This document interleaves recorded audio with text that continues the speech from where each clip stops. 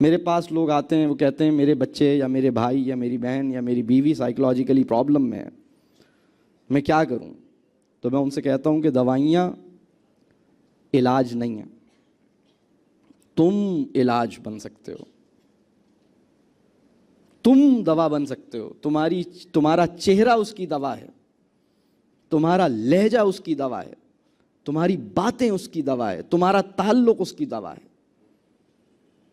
تو ایک دوسرے کی ایک اور بات آپ کبھی غور کیجئے، اسلامی معاشرے کی شان کیا بتائی گئی ہے؟ اسلامی معاشرہ جو اسلامی معاشرہ ہے، بہت سے لوگوں کے ذہن میں یہ کہ اچھا اسلامک اسٹیٹ میں شاید اکنامک پراسپیرٹی انشیورڈ ہے۔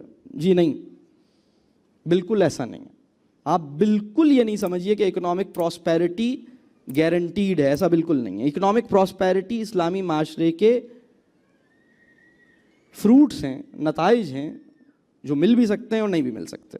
اسلامی معاشرے میں قحط بھی آتا ہے، اسلامی معاشرے میں فاقہ بھی ہوتا ہے، رب کریم آزماتا بھی ہے اسلامی معاشرے کو۔ خلیفہ کے عہد میں بھی ایسا ہو سکتا ہے، آپ کس چکر میں ہیں جناب؟ اسلامی معاشرے کی جو سب سے اہم بات ہے جس کو وہ انشور کرتا ہے وہ یہ ہے کہ دوسرے انسان کی عزت نفس محفوظ رہے، میری زبان اور میرے ہاتھ سے معاشرے کی عزت نفس محفوظ رہے۔ ہم جسے اسلامی اسکول کہتے ہیں وہ صرف اور صرف اس بنیاد پہ اسلامی اسکول کہلا سکتا ہے کہ وہاں ٹیچرز کی سیلف ریسپیکٹ پروٹیکٹڈ ہے، بچوں کی سیلف ریسپیکٹ پروٹیکٹڈ ہے۔ if you can say it confidently, if you can ensure it کہ this is a place where this is an insult free space، یہاں کسی انسان کی تذلیل یا بے عزتی نہیں ہوتی، لیکن اگر وہاں سب کے سامنے کسی کی بات کسی کو یعنی کسی کی عزت کسی بھی لمحے کسی بھی وقت، چاہے بچہ ہو چاہے کوئی بھی ہو، یہ اسلامک اسٹیٹ نہیں ہے۔ عزت نفس محفوظ رہے، یہ کیوں ہے؟ تاکہ ایک دوسرے کی نفسیاتی صحت ٹھیک رہے۔ نفسیاتی صحت بہت اہم بات ہے۔ تو پانچویں چیز جو میں نے عرض کی وہ نفسیاتی صحت ہے۔ چھٹی چیز جو میں عرض کروں گا وہ ماحول ہے، جسے آپ انوائرمنٹ کہتے ہیں، اور اس میں بھی جو سب سے اہم ماحول ہے وہ گھر کا ماحول ہے، بازار کا ماحول، پوری سوسائٹی کا ماحول، نیبرہڈ کا ماحول، اس پہ آپ کا کنٹرول نہیں ہے، لیکن گھر کے ماحول کو آپ نفیس بنا سکتے ہیں، خوبصورت بنا سکتے ہیں، اچھا بنا سکتے ہیں، اس کی آپ فکر کیجئے۔ اور ساتواں پوائنٹ جو ہے وہ ہے دعا اور توفیق الہی۔ اولاد نیکی پہ کیسے آئے گی اور برائی سے کیسے بچے گی، کوئی اس کے لیے دعا کرے گا صدق دل سے، پھر بھی اگر یہ نہیں ہوگا تو وہ دعاؤں میں شدت پیدا کرے گا، دعاؤں کو اور بڑھائے گا، پھر بھی اگر اس کو یہ رزلٹ نہیں ملے گا تو دعائیں اور بڑھائے گا، پھر بھی رزلٹ نہیں ملے گا تو راتوں کو جاگ کے دعا کرے گا، پھر بھی رزلٹ نہیں ملے گا تو راتوں کے قیام کو طویل کرے گا، پھر بھی رزلٹ نہیں ملے گا تو دعاؤں کے ساتھ آنسوؤں کے موتی پیش کر دے گا بارگاہ الہی میں، پھر بھی نہیں ملے گا تو بھی رب سے راضی رہے گا اور اپنی دعاؤں کے تسلسل کو یقینی بنائے گا۔ اللہ پر ایمان کو کمزور کیے بغیر، اللہ سے توقع اور امید کو کمزور کیے بغیر دعا پورے یقین کے ساتھ مانگتا رہے گا، توفیق مانگتا رہے گا۔ میں آپ کو ایک بات عرض کروں، اگر میرے اور آپ کی تربیت کے نتیجے میں ہمارا بچہ امام کعبہ بھی بن گیا تو وہ حضرت نوح علیہ السلام سے زیادہ کامیاب پیرنٹ نہیں ہے، اس لیے کہ حضرت نوح علیہ السلام نے اپنی اولاد کے لیے جتنی دعائیں کی تھیں، کیا میں نے کی ہیں؟ کہ آپ نے کی ہیں؟ کیا ہم میں سے کوئی یہ دعویٰ کر سکتا ہے کہ ہم نے کی ہیں؟ کیا ہمیں جذبے کی وہ صداقت اور نیت کی وہ پاکیزگی میسر ہے جس سے ہم دعا کر سکیں جو عرش معلیٰ کو ہلا دے؟ تو حضرت نوح علیہ السلام کا بیٹا باوجود اس کے کہ نہیں آ سکا لائن پر، اصل میں آپ کی کامیابی یہ ہے کہ آپ صدق دل کے ساتھ، بہترین نیت کے ساتھ، کبھی کبھی لوگ کہتے ہیں ہم اچھی تربیت اس لیے کر رہے ہیں تاکہ میرا نام روشن کرے۔ ارے نام روشن ہو گیا تو تمہاری لیے آخرت میں کچھ نہیں بچے گا۔ کبھی سوچا اس بات؟ نام روشن کرنا کیا ہوتا ہے؟ دنیا میری واہ واہ کرے، صاحب کتنے اچھے بچے ہیں، آپ خوش ہوں، ہاں سبحان اللہ میں نے اتنی اچھی تربیت کی ہے۔ لوگوں سے تعریف سننے کی خواہش میں اگر آپ اپنے بچوں کی تربیت کر رہے ہیں تو جناب آپ یہ تربیت اللہ کی خاطر نہیں کر رہے، لوگوں کی خاطر کر رہے ہیں۔ چھوٹی سی بات ہے یہ۔ تو یہ 7 عوامل ہیں جس کا ہمیں خیال رکھنے کی ضرورت ہے۔ اب میں اپنے گفتگو کا جو آخری حصہ ہے اس کی طرف بڑھتا ہوں۔ اب تک جو میں نے بات کی، میں نے یہ بات کی تربیت کیا نہیں ہے اور کیا ہے۔ دوسری بات میں نے یہ کی کہ تربیت کیوں نہیں ہو پا رہی۔ تیسری بات میں نے یہ عرض کی کہ تربیت نہ ہو سکنے کے نقصانات کیا ہوئے ہیں۔ چوتھی بات میں نے یہ عرض کی کہ بچے برائی سے کیسے بچتے ہیں اور نیکی پر کیسے مائل ہوتے ہیں اور اس کے فیکٹرز کیا ہیں، اس کی میں نے کچھ تفصیل آپ کی خدمت میں پیش کی۔ اب آخری پوائنٹ میرا یہ ہے کہ تربیت کیسے ممکن ہوگی، as parent, as teacher, as مدرس، ایز خطیب، ایز امام، ایز عالم، ایز گرینڈ پیرنٹ۔ مجھے تربیت کے معاملے میں میرا کردار کیا ہو کہ ہم تربیت کے لیے عملی طور پر کیا کریں، اس کا پروگرام کیا ہو۔ سب سے پہلی بات یہ، مربی تربیت کی بہت بڑی ضرورت ہے۔ تربیت، انسان کی تربیت، قلب کی تربیت کتابیں نہیں کرتی، یوٹیوب نہیں کرتا، انٹرنیٹ نہیں کرتا، کوئی بہت اچھا پروگرام نہیں کرتا۔ انسان کی تربیت کرتا ہے، قلب سے قلب کی تربیت ہوتی ہے۔ مربی تیار کرنے ہوں گے، اس کی نیت کریں، اس کا ارادہ کریں کہ رب کریم ہر مسلمان کو مربی کی سطح پہ بلند کرے۔ ہر مسلمان کی یہ ذمہ داری لگائی گئی تھی کہ وہ ایک دوسرے کی تزکیہ اور ایک دوسرے کی تربیت کیا اہتمام کرے، معاونت کرے، اپنے آپ کو بچائے، دوسروں کو بھی بچائے آخرت کے نقصان سے، اپنے آپ کو بھی بچائے، دوسروں کو بھی بچائے۔ تو مربی کی سطح پر بلند ہونا ہوگا، مربی تیار کرنے ہوں گے۔ اچھا، مربی کے حوالے سے میں ایک بات اور عرض کروں۔ مربی کون ہوتا ہے؟ مربی وہ انسان جس سے ملنے کے بعد آپ کو دنیا حقیر لگنے لگے اور خدا کا خوف آپ کے اندر شدت اختیار کر جائے، یہ انسان آپ کا مربی ہے، چاہے اس کے پاس ڈگری زیادہ ہے یا کم ہے۔ وہ انسان جس سے ایک ملاقات کرنے کے بعد کافی دیر تک آپ استغفار پڑھتے رہیں، اپنی توبہ کی دعائیں کرتے رہیں، اپنی توبہ کی فکر کرتے رہیں، وہ انسان جس سے ملاقات کے بعد کئی دن تک لوگوں کو معاف کرنا آسان ہو گیا تھا، لوگوں سے ناراض ہونا مشکل ہو گیا تھا، برا ماننا مشکل ہو گیا تھا، یہ انسان آپ کا مربی بن سکتا ہے۔ اور مربی کی ایک پہچان میں آپ کو اور عرض کروں، مربی وہ ہے جو اپنے آپ کو مربی تسلیم نہیں کرتا۔ اصل مربی وہ ہے جس کو وہ نہیں کہتا کہ میں مربی ہوں، وہ یہ نہیں کہتا چلو میں تمہارا مربی ہوں، وہ تو اپنے آپ کو خود یہی کہتا رہتا ہے کہ مجھے تربیت کی ضرورت ہے، میں تمہاری کیا تربیت کروں گا، چلو بہرحال بیٹھ جاؤ۔ اسے اپنی تربیت کی ضرورت اور اپنی تربیت کی فکر لاحق رہتی ہے۔ تو مربی تیار کرنے ہوں گے، اور مربی کیسے تیار ہوں گے؟ اپنی تزکیہ کی فکر کرنے سے، قلب کو مروبیت سے پاک کرنے سے۔ ہمارے دل میں چیزوں کی، برانڈز کی، انگریزی کی، پیسے کی، شہرت کی مروبیت ہے۔ ہم اس عالم کی بات سننا چاہتے ہیں جو پاپولر زیادہ ہے۔ یہ ہم نے عالم پہ ظلم کیا ہے، اس کو شہرت کی سولی پر لٹکا کر اپنی اصلاح کا انتظام کرنے پہ راضی ہوئے ہیں۔ کیونکہ یعنی اپنے دل کو مروبیت سے پاک کریں۔ بڑا آدمی اور مشہور آدمی ایک چیز نہیں ہوتا۔ لوگوں کے حلیے، لوگوں کی گاڑیاں، لوگوں کے گھر، لوگوں کے پیسے دیکھ کے مروب نہیں ہو، تو اپنے دل کو مروبیت سے پاک کریں، اپنے تزکیہ کرنے کی فکر کریں۔ اور مربی کیسے تیار ہوتا ہے؟ مربی وہ انسان جسے موت کی چاپ صبح شام سنائی دیتی ہے، جسے موت ہمیشہ قریب دکھائی دیتی ہے، وہی مربی ہے۔ وہ انسان جس کا یہ خیال ہے کہ کم از کم 20 سال تک تو انتقال نہیں ہوگا میرا انشاءاللہ، کم از کم 20 سال تک تو مرنے والا نہیں ہوں، بالکل صحیح ہے، کوئی مسئلہ ہی نہیں ہے، نہ کولیسٹرول، نہ بلڈ پریشر، نہ شوگر۔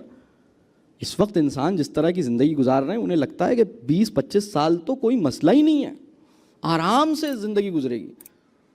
اور پھر جب تھوڑا ایسے آثار اور حالات پیدا ہو جائیں کہ مرنا ورنے کی خطرے لگیں تو پھر ذرا کر لینا توبہ طائب ہو جانا۔ ابھی یار یہ مطلب کوئی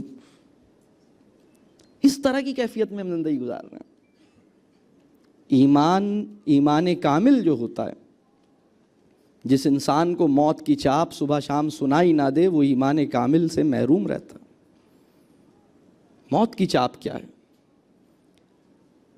روزانہ اس امکان کے ساتھ بیدار ہوتا ہے صبح، شاید یہ میرا آخری دن ہے۔ ہماری وہ صبح کب ہے؟ کون سی وہ صبح ہے ہماری کہ جب ہم نے یہ سوچا کہ شاید یہ میری آخری؟ ہم تو الٹی احمقانہ باتیں کرتے ہیں، ہم تو بچے سے یہ کہتے ہیں پریشان مت ہو، ابھی تمہاری ماں زندہ ہے، you don't have to worry اینی تھنگ، ابھی میں زندہ ہوں، ابھی تمہارا باپ زندہ ہے، میں کروں گا، تمہیں کوئی پریشانی۔ تم کون ہو؟ تم خدا ہو؟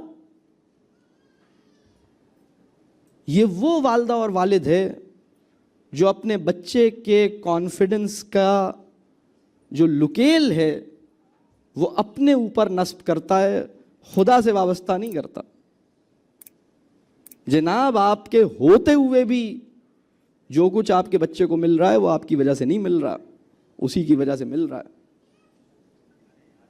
آپ کے بچے کے لیے کچھ دینا اور کچھ کرنا، اس کو یہ محتاجی نہیں ہے کہ آپ کو زندہ رکھ کے بھی وہ چاہے تو نہ دے اور آپ کے انتقال کے بعد بھی وہ چاہے تو اسے دے۔ آپ کون ہوتے ہیں جناب؟ آپ نے اس کو اس چکر میں ڈالا ہے، میں ہوں نا، میں تو ہوں، میں ہوں نا، پریشانی کیا ہے بیٹا؟ میں ہوں، ابھی تمہاری ماں زندہ ہے، ابھی تمہارے ماں باپ دونوں زندہ ہیں، ہم کریں گے، ابھی ہم مرے نہیں ہیں۔ موت کی چاپ اسے سنائی نہ دے، جسے سنائی نہ دے مربی نہیں بن سکتا۔ بلکہ میں آپ کو ایک بات اور عرض کروں، ہماری زندگی کے سب سے پاکیزہ لمحات وہ ہوتے ہیں جس میں ہم اس خیال میں ڈوبنے لگتے ہیں کہ مجھے مرنا بھی ہے۔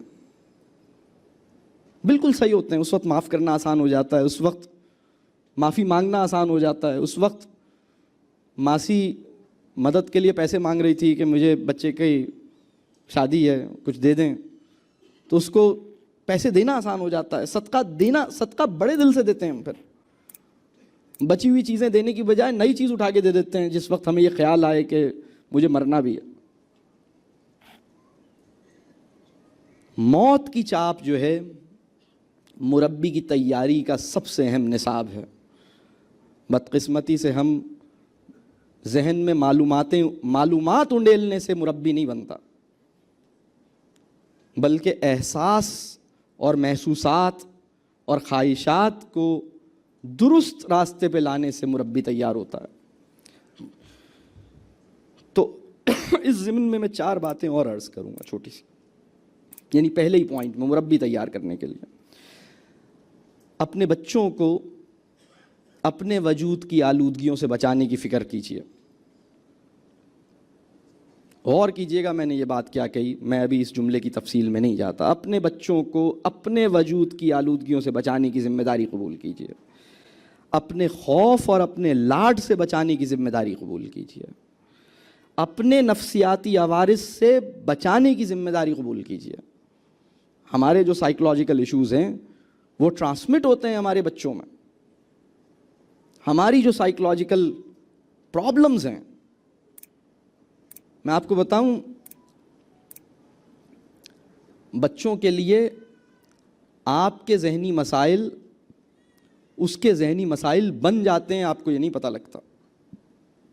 ہمیں اپنے اوپر کام کرنے کی ضرورت ہے جناب۔ اور چوتھی بات، اپنے فہم کی کجی اور اپنے تناظر کی خرابی سے اپنے بچوں کو بچانے کی فکر کیجیے۔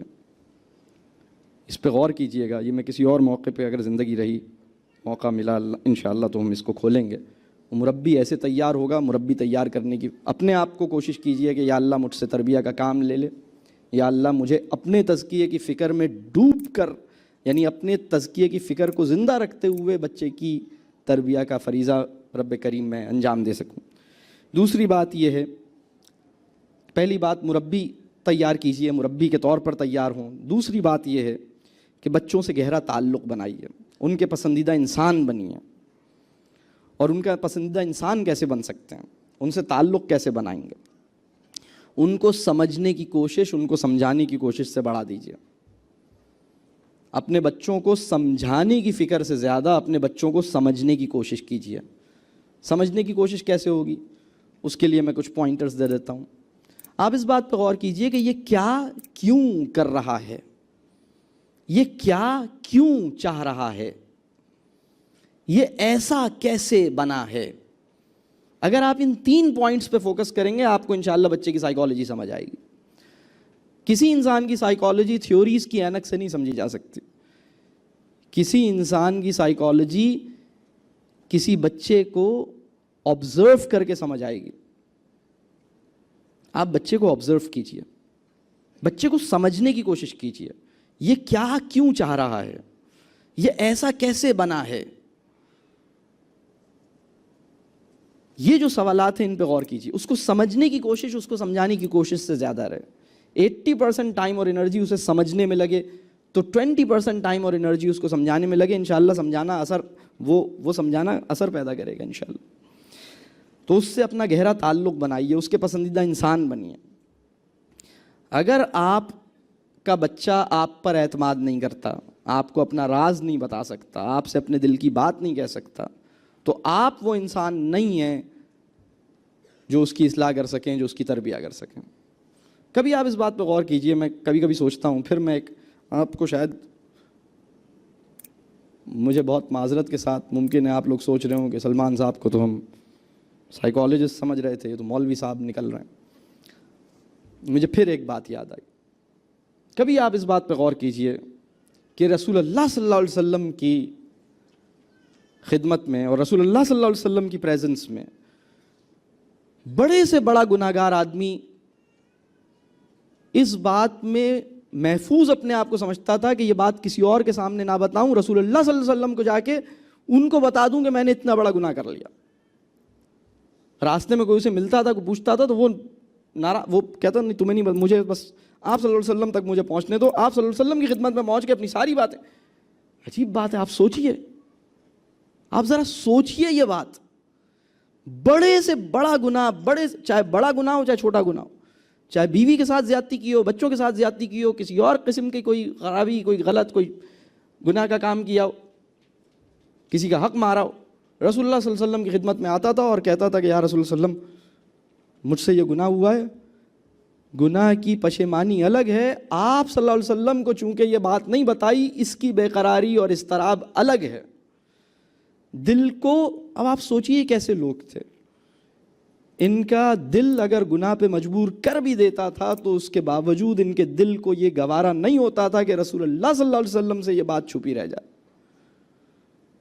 آپ صلی اللہ علیہ وسلم کی خدمت میں بیٹھتے تھے اور اقرار کرتے تھے, تفصیل بتاتے تھے, اور پھر آپ صلی اللہ علیہ وسلم سے محبت ایسی تھی, اس محبت کی برکت سے وہ کہتے تھے ہم سے توبہ کروائیں, ہمیں سزا دیں, ہمیں پاک کریں. آپ صلی اللہ علیہ وسلم پھر سزا دیتے تھے, پاک کرتے تھے. آپ مجھے بتائیے کیا ہماری اولاد, اس نے تو اگر ہوم ورک نہیں کیا تو وہ بات گھما دیتا ہے, اس نے تو اگر مطلب آپ نے اس سے پوچھا کہ فلاں چیز کہاں رکھی تھی تو اس نے مطلب اس سے تو چھوٹی سی چیز بھی وہ تو ہمارے پاس ہمارا تعلق ہی ایسا نہیں ہے کہ وہ آ کے ہم سے کوئی اپنا مسئلہ بیان کر سکے, وہ یہ کہہ سکے کہ میں یہ بتانے آیا ہوں کہ میں نے 2 دن سے نماز ظہر کی نہیں پڑھی ہے, میں یہ بتانے آیا ہوں. وہ یہ نہیں کہہ سکتا, وہ یہ نہیں کہہ سکتا, وہ یہ نہیں کہہ سکتا کہ آج میں نے یہ غلطی کی ہے. ہمارا وہ تعلق نہیں ہے. اپنے بچے کا پسندیدہ انسان بنیے, اپنے بچے سے گہرا تعلق بنائیے, اتنا گہرا تعلق بنائیے کہ اس کے لیے آپ سے شیئر کرنے کی تمنا جاگ جائے. جب تعلق گہرا ہوتا ہے نا, میں ایک اور بات, آپ نے یہ سنا ہوگا، رسول اللہ صلی اللہ علیہ وسلم نے کہا کہ انسان اپنے دوست کے دین پر ہوتا ہے۔ اس سے بڑی کمال کی بات پتہ لگتی ہے، اور وہ یہ ہے اگر ہم دین پر ہوں اور اپنے بچے کے دوست بن جائیں تو بچہ کس کے دین پر ہوگا؟ کس کے دین پر ہوگا؟ آپ نے سنا ہے نا کہ انسان اپنے دوست کے دین پر ہوتا ہے، تو اس میں تو یہ پورا سیکرٹ چھپا ہوا ہے کہ میں دین پر ہوں، میرا بچہ میرا دوست بن گیا تو وہ خود بخود دین پہ آ جائے گا۔ اب ان دو میں سے کوئی ایک کام نہیں ہوا ہے تبھی وہ صحیح نہیں ہوا ہے، یا تو میں دین پر نہیں ہوں صرف دوست ہوں، یا میں دین پر ہوں لیکن دوست نہیں ہوں۔ بات واضح ہو رہی ہے؟ تعلق بہت اہم چیز ہے۔ تیسرا کام مکالمہ، کانورسیشن۔ ہمارے معاشرے کا ایک المیہ یہ ہے کہ مکالمہ مر رہا ہے اور دھونس دندنا رہی ہے۔ مکالمے کا احیاء، ریوائیول آف کانورسیشن بڑی نیکیوں میں سے بڑی نیکی ہے۔ آج کے جدید انسان کے ذہن میں بہت سے سوالات ہیں، یہ سوالات تعلیمی ادارے، مارکیٹ، میڈیا اس کے ذہن میں اگائے گا۔ وہ خدا کے وجود کے بارے میں سوال کرتا ہے، وہ تقدیر کے بارے میں سوال کرتا ہے، وہ یہ سوال کرتا ہے میں اللہ سے دعا مانگتا ہوں قبول کیوں نہیں ہوتی؟ قبولیت دعا کا تصور ہی اس کا غلط ہے۔ اس طرح کے بیسیوں سوالات ہیں جو اس کے ذہن میں ہیں۔ ہمارا پرابلم یہ ہے کہ ہم اپنے علم کو اس درجے پہ نہیں ڈیولپ کرتے، اور ہم اپنے بچوں کے سوالات کو سننے کا حوصلہ ہمارے اندر نہیں ہے۔ سوال ذہن کی صحت کی علامت ہے۔ پریشانی کی بات یہ نہیں ہے کہ آپ کے بچے نے ٹیچر کے سوالوں کے جواب نہیں دیے، پریشانی کی بات یہ ہے کہ ایک ہفتہ ہو گیا اس نے کوئی نیا سوال نہیں کیا۔ پریشانی کی بات یہ نہیں ہے کہ ٹیچر نے 2 سوال کیے اور اس کو نمبر کم ملے، پریشانی کی بات یہ ہے کہ بیٹا ایک ہفتہ ہو گیا تم نے نہ مجھ سے کوئی سوال کیا نہ ٹیچر سے، تم سوال کرنا بھول گئے ہو، سوال نہیں کر رہے۔ ذہن کے کھیت میں جو کوپل، سوال وہ کوپل ہے جس کا پھل علم ہے۔ سوال بہت اہم ہے۔ مکالمہ سوال اٹھانے سے پیدا ہوتا ہے، اور سوال ایسے اٹھایا جائے کہ سامنے والا زخمی نہ ہو۔ بہت سے پیرنٹس اور بہت سے ٹیچرز اپنے سوالوں سے بچوں کو زخمی کر دیتے ہیں۔ ان کے بچے سوال سے لہو لہان ہو گئے، اٹیک کوشچن کا۔ بچے کہہ رہے ہیں یار معاف کر دو خدا کے لیے، مجھ سے سوال نہیں کرو، میں نہیں، مجھے معاف، سر مجھ سے کل کر لیا تھا آج نہیں کریں، وہ بھاگ رہا ہے۔ یہ سوال اٹھائیں، سوال ماریں نہیں، سوال اٹھائیں، اسٹیبلش کریں کچھ کویسچنز۔ آپ ان سے کہیں بھئی میرے ذہن میں 1-2 خیالات، 1-2 سوالات آ رہے ہیں، میں نے سوچا تم سے شیئر کروں، جو تمہارے ذہن میں آئے پھر مجھے بتانا، میں یہ سوچ رہا ہوں۔ جو بھی سوال ہے وہ سوال کریں۔ وہ سوال خرید و فروخت، چیزوں سے متعلق نہ ہوں، گاڑیوں سے متعلق نہ ہوں، برانڈ سے متعلق نہ ہوں، وہ سوال ہوں، بڑے سوال ہوں، زندگی سے متعلق سوال ہوں، نفس سے متعلق سوال ہوں۔ میرا ذہن ایسے کیوں سوچتا ہے، میرے دل میں یہ بات کیسے آئی ہے، بڑے سوال ہوں۔ اس پہ میری تفصیلی موضوعات ہیں، اس پہ میں نے بہت تفصیل سے بات کی ہے۔ جو میں نے ابھی تذکرے کیے ہیں اس میں بہت سی چیزوں پہ میری تفصیلی گفتگو موجود ہے۔ Death and the meaning of life پہ میری کوئی 2.5 گھنٹے کی گفتگو ہے جو صرف موت سے متعلق ہے۔ میری گفتگو بچوں سے مکالمہ کیسے کریں اس پہ کئی ٹاکس میری موجود ہیں، جو تفصیلی ٹاکس موجود ہیں کہ مکالمے کا کیسے مکالمہ ممکن ہوتا ہے، اور وہ کون سے فیکٹرز ہیں جس سے مکالمہ مر جاتا ہے۔ اگر آپ یہ حرکت کریں گے تو مکالمہ نہیں ہوگا۔ بہت سے پیرنٹس کا پرابلم یہ ہے کہ وہ بچے کے ساتھ بیٹھتے ہیں لیکن وہ کہتے ہیں کہ بھائی ہم بیٹھے تو ہیں اس کے ساتھ لیکن وہ ہم سے بات ہی نہیں کرتا، یا مجھے سمجھ میں نہیں آتا کہ میں اس سے کیا بات کروں۔ یہ بہت بڑا پرابلم ہے۔ تو مکالمے کی لیاقت اپنے اندر پیدا کریں۔ اس کی کچھ سلیقہ ہے، اس کی کچھ ڈیٹیل ہے۔ بہرحال اس میں اس کی جو پہلی بات ہے وہ یہ کہ سوال کو انجوائے کریں۔ ہر سوال کا بچہ جب سوال کرتا ہے تو اس کی پہلی ضرورت یہ ہوتی ہے کہ اس کے سوال کو سراہا جائے، اس کے سوال کو سنا جائے، اس کے سوال کو سمجھا جائے، اور اس کی دوسری ضرورت یہ ہوتی ہے کہ اس کے سوال کا کوئی جواب بھی تسلی بخش اسے ملے۔ سوال کا جواب ملنا اس کی پہلی ضرورت نہیں ہے، پہلی ضرورت تو کم از کم پوری کریں۔ اور ضروری نہیں ہے کہ اس کے سوال کا جواب آپ کے پاس ہو، آپ کہیں ہاں یہ تو بہت اچھا سوال ہے، میرے ذہن میں بھی یہ بات نہیں آئی، کبھی میں نے سوچا نہیں، چلو انشاءاللہ اللہ تمہیں اجر دے، تم نے ایسا سوال مجھ سے کیا، اس کے نتیجے میں میرے ذہن کی کھڑکی کھل گئی، ممکن ہے تمہاری وجہ سے میں اب اس بات پہ غور کروں، تم نے مجھ سے یہ سوال کیا، کوئی بھی سوال، اس سوال کے نتیجے میں آپ کو سورہ بقرہ پڑھنی پڑ گئی، اس سوال کے نتیجے میں آپ کو کسی عالم سے ملنا پڑ گیا، اس سوال کے نتیجے میں آپ کو ڈکشنری کھولنی پڑ گئی، اس سوال کے نتیجے میں آپ کو کوئی انسائکلوپیڈیا کھولنا پڑ گیا، تو یہ تو بچے نے آپ کے اوپر احسان کیا. آپ اس سے کہیں بیٹا تمہاری بڑی مہربانی، میں بھی جواب ڈھونڈوں گا، جو ملے گا تمہیں بتاؤں گا. تو کانورسیشن، اسی کے ساتھ کانورسیشن کے ساتھ ہی ایک بات یہ ہے، واقعات، حکایات، قصص، احسن القصص جیسے قرآن میں بیان ہوا ہے. پھر ہماری زندگی کے واقعات، اپنے بچپن کے واقعات. یہ جو اسٹوری کا میڈیم ہے یا فیبل کا میڈیم ہے یا حکایت کا میڈیم ہے یا قصص کا میڈیم ہے، قصص کہانی، شعور کی تشکیل میں کہانی غیر معمولی کردار ادا کرتی ہے. اصل میں کہانی کے اندر کسی انسان میں پینیٹریٹ کرنے کی جو کیپیسٹی ہے وہ لیکچر میں نہیں ہے. آپ کسی انسان کو کوئی نصیحت دیجئے، وہ اس کے شعور میں اتنا ڈیپلی پینیٹریٹ نہیں کرے گی جتنا اس انسان کو کوئی واقعہ سنا دیں. آپ حضرت بلال کا کوئی واقعہ سنا دیں، وہ اس کے شعور کی ڈیپر لیئر کو ٹچ کرے گا.